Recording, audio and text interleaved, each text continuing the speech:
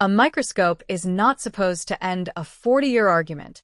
But that is exactly what one man claims happened inside a lab that has nothing to do with pyramids, pharaohs, or Egyptology at all. It happened inside a materials testing facility, under a scanning electron microscope built to study wear and friction, when a fragment of 4,000-year-old granite was placed under the beam, and something showed up in the cut that, according to the textbooks, should not be there at all. If this claim holds up, it means we have been telling the wrong story about the pyramids for over 100 years. Stick with me, because by the end of this video you'll understand exactly why this tiny mineral trace has stone experts and skeptics arguing all over again. Let's start with the part almost nobody thinks about when they picture ancient Egypt. Most people imagine the pyramids as one giant, unsolved mystery, mountains of stone that never should have existed. But the truth is, most of the Great Pyramid is limestone, and limestone is not the problem. It's a relatively soft rock. You can scratch it, shape it, and quarry it with basic tools, brute manpower, and enormous amounts of time. The scale of the project is still jaw-dropping, but nothing about limestone breaks the laws of what an organized ancient civilization could pull off. The real headache, the stone that actually keeps engineers up at night, is granite. Granite is an igneous rock, formed from cooled magma, made up mostly of quartz, feldspar, and mica locked together under pressure. On the hardness scale geologists use, granite sits around 6 to 7, with the quartz inside it landing right at 7. That number matters more than it sounds like it should, because it puts granite out of reach of almost any simple hand tool. You don't even need ancient history to see the problem. You can watch it happen today. Walk into any modern stone yard and you'll see workers cutting granite slabs with diamond-tipped saws, spinning at thousands of RPM, cooled constantly with water, powered by electric motors. And even with all of that modern force behind it, cutting granite is slow, loud, and brutal on the equipment.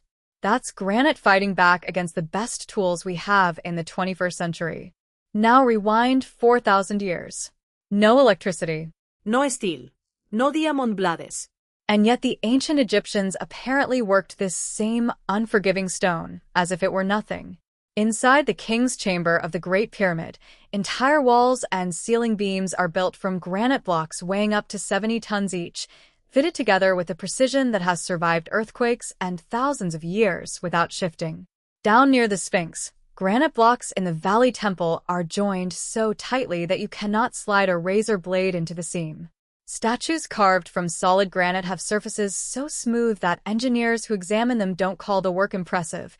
They call it machined, as if a modern lathe had been involved. Then there are the drill cores, the cylindrical plugs of stone left behind when ancient workers bored holes into granite blocks. Some of these cores carry spiral grooves winding around their surface, the kind of mark you'd expect from a drill biting downward as it spins. When a manufacturing engineer once calculated how fast that drill must have been descending to leave marks like that, the number didn't match anything the traditional explanation could support. The word that came out of his mouth wasn't remarkable for its time.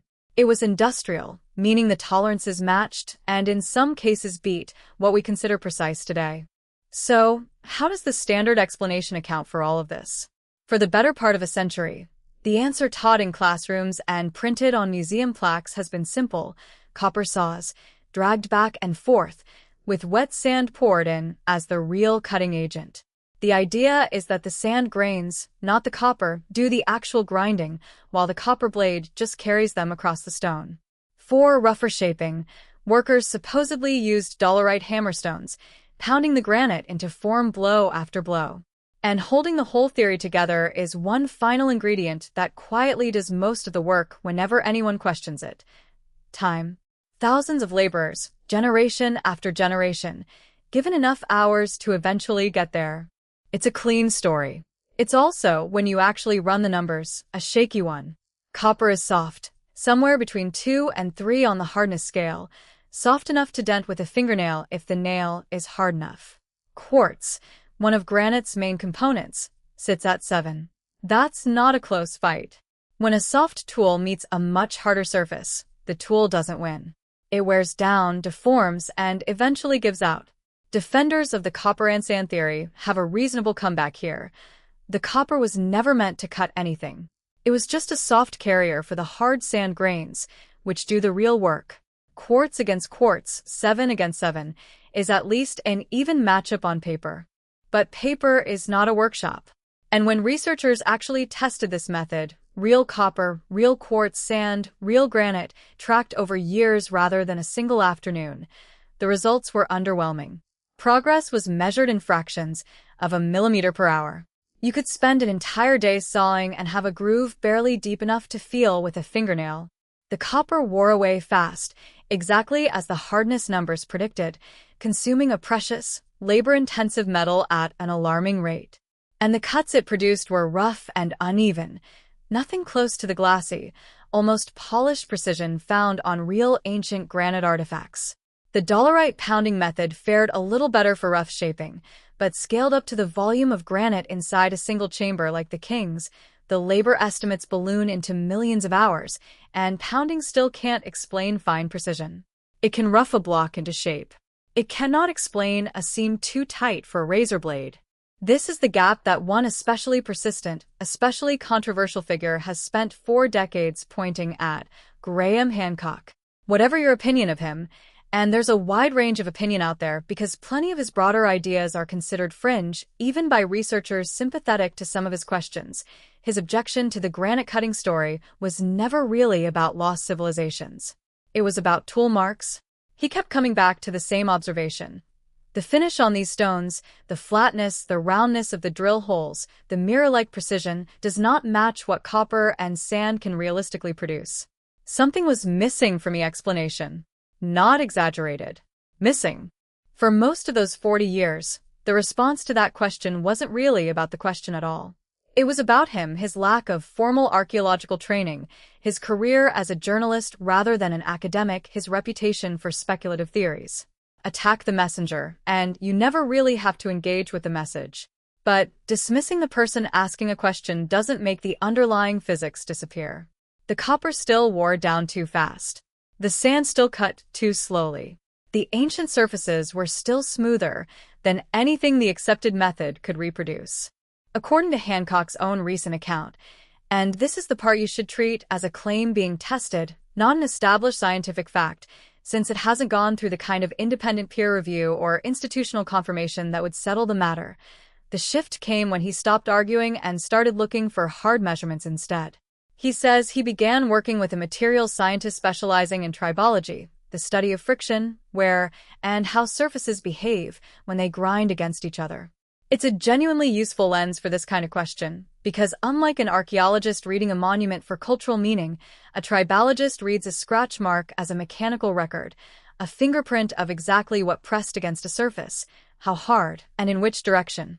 Hancock says the two of them examined ancient granite fragments under a scanning electron microscope, paired with a technique called energy-dispersive X-ray spectroscopy, which identifies the exact chemical elements present in a sample. The expectation going in, by Hancock's account, was straightforward.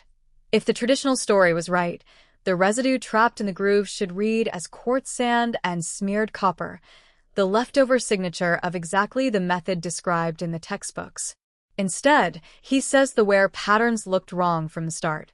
The scratch marks were cleaner and more deliberate than anything loose sand typically carves. And when the spectroscopy was pointed at material packed deep inside the grooves, Hancock claims it returned a strong reading for aluminum bound with oxygen, sitting in the microfractures at the base of the cut, not smeared loosely on the surface, where windblown contamination might land. In mineral terms, aluminum oxide has a well-known name: corundum. Strip away its gemstone forms, ruby and sapphire, and what's left is one of the hardest naturally occurring minerals on Earth, sitting at 9 on the hardness scale. Only diamond ranks higher, and not by much. Every mineral in Egyptian granite, quartz at 7, feldspar and mica below that, would be outclassed by a mineral that hard. Where quartz on granite is a near-even contest, corundum on granite isn't a contest at all. Here's the part that makes the claim genuinely interesting rather than just convenient. Corundum doesn't occur naturally in Egypt in any form useful for cutting. It isn't something you'd stumble across in the sand at your feet. If this residue really is what Hancock says it is, it implies the ancient builders would have had to identify a mineral harder than anything in their local geology, source it from somewhere reachable only through long-distance trade, and understand, through trial, observation, or inherited knowledge, that it could outcut granite. That's a very different picture from unskilled laborers grinding away with patience alone. It would suggest a working understanding of relative hardness passed down through specialized craftsmen, not a lucky accident. Hancock says he didn't stop at the microscope. In early 2023, by his account, he tested the idea directly, cutting granite slabs of comparable hardness to the ancient stone using copper tools shaped to resemble what Egyptian workers could plausibly have made, and comparing 3 abrasives side by side: plain sand, crushed quartz powder, and a corundum and quartz slurry. The sand, he says, behaved exactly as earlier researchers had already documented, roughly half a millimeter of progress per hour, with the copper wearing down almost as fast as the stone cut. The quartz powder did a little better but was still a slow, grinding process that left a rough surface. The corundum slurry, according to Hancock, cut over 3 millimeters an hour, about 6 times faster than plain sand, while the copper wore down more slowly because it was no longer doing the cutting itself. It was simply guiding the harder particles across the stone. And when the same method was applied to drilling, he says the resulting core showed the same spiral grooves found on genuine ancient drill cores, the exact mark that copper and sand methods have never managed to reproduce. It's worth being honest about where this leaves us. A residue is a finding, not automatic proof, and there are reasonable questions a careful skeptic would ask before accepting it. Could the aluminum trace be a later contamination? Could it come from restoration work done long after the original carving? Could it be present in some unrelated trace amount? These aren't hostile questions, they're the normal, healthy skepticism that any extraordinary claim should face, and as of now, this specific corundum finding has not been published in a peer-reviewed journal or independently verified by mainstream Egyptological or archaeological institutions. That matters, and it's worth saying plainly rather than glossing over.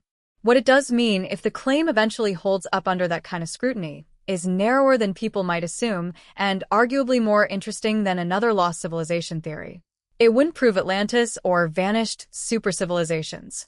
It would suggest something more grounded, that Egyptian craftsmen had a working knowledge of mineral hardness, ran trade networks specifically to acquire materials they couldn't find at home, and practiced a genuine, inherited body of material science thousands of years before we typically give ancient societies credit for that kind of technical sophistication.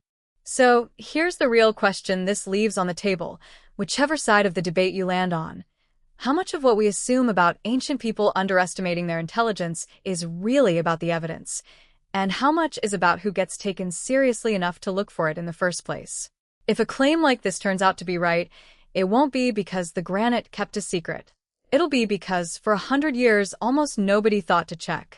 Let me know in the comments what you think. Is this the missing piece? Or is it too early to call it proof?